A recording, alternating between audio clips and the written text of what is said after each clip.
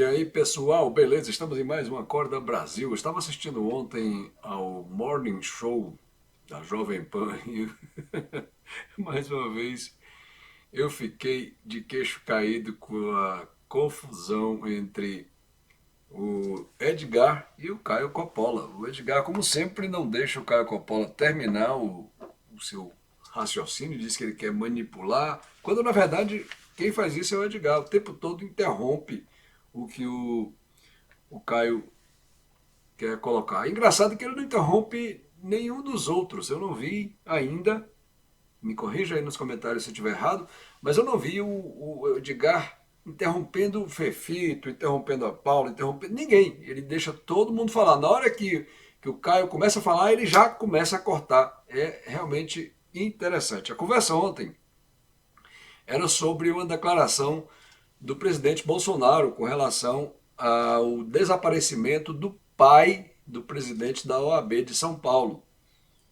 E o Edgar começa o seu comentário falando que o Bolsonaro havia falado besteira, que aquilo que ele tinha falado teria sido melhor se ele tivesse ficado calado. E eu concordo totalmente com o Edgar nesse aspecto. O Bolsonaro, ele tem, inclusive eu já falei isso aqui no canal, ele tem um problema ao se expressar. Muitas vezes ele se atrapalha na sua articulação e ele não consegue articular direito as frases que ele quer falar e se atrapalha com isso, e isso não é bom.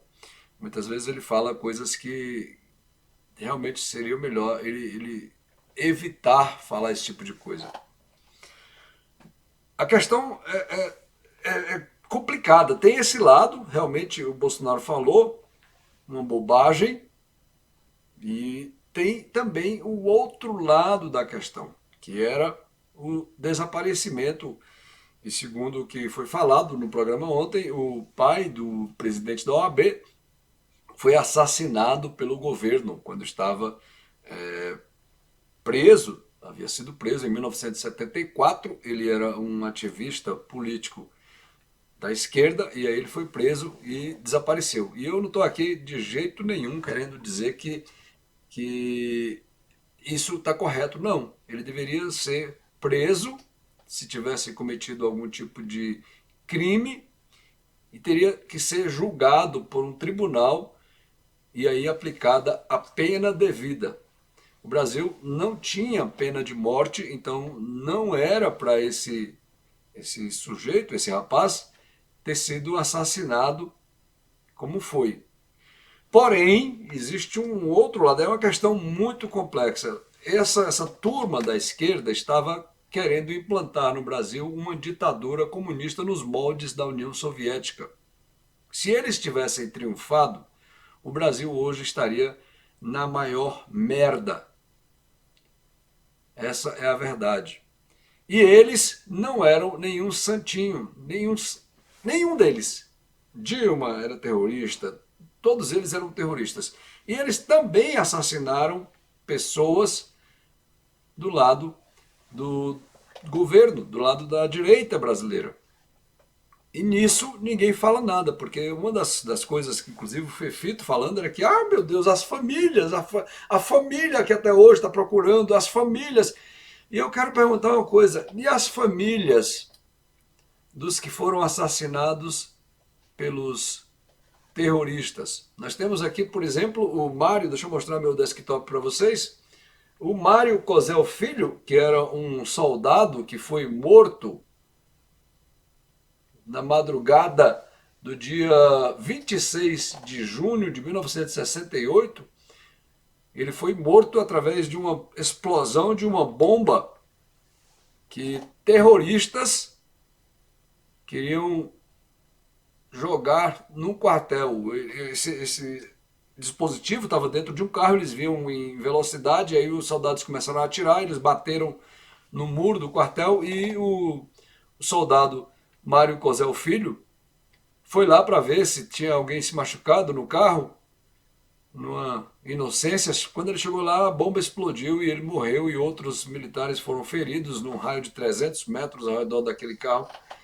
E, enfim, Um dos terroristas que causou essa explosão, Diógenes, deixa eu ver aqui o nome dele, ah, Diógenes José Carvalho de Oliveira, ele recebeu uma indenização depois de R$ 400.337,73 e uma pensão mensal vitalícia livre de imposto de renda.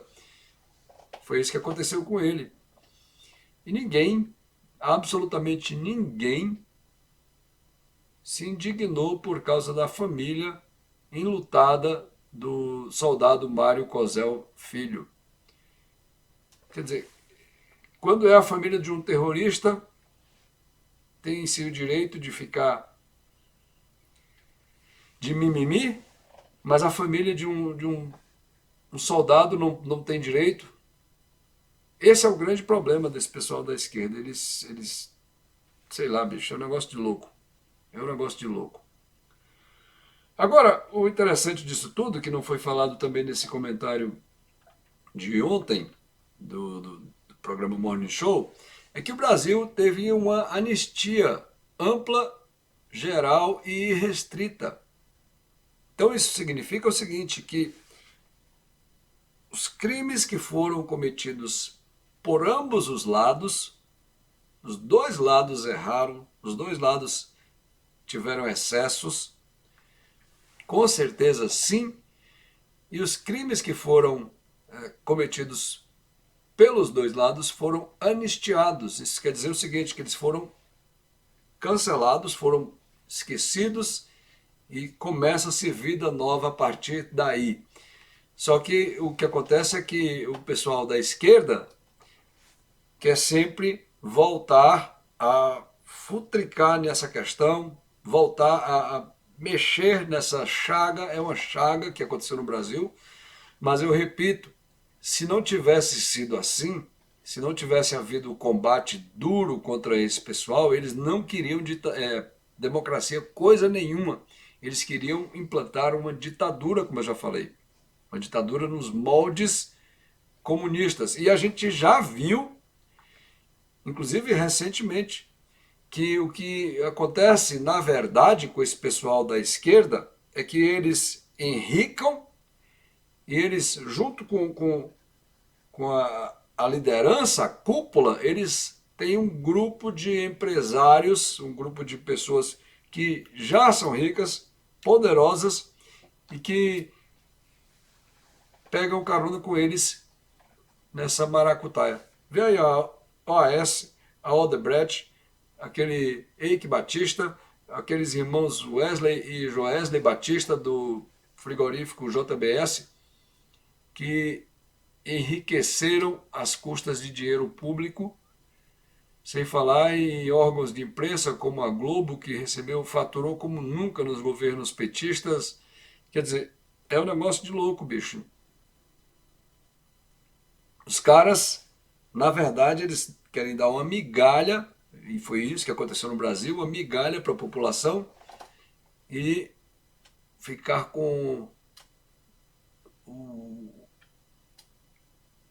faturamento do país inteiro, ficar com o dinheiro da nação inteira, enricar, encher as burras, montar um plano de poder para não sei quantos anos pela frente, para não sair mais do poder. É isso que eles querem, não largar o poder. E os militares tiveram que intervir naquela ocasião para que isso não acontecesse. E eles entregaram, os militares entregaram o poder depois.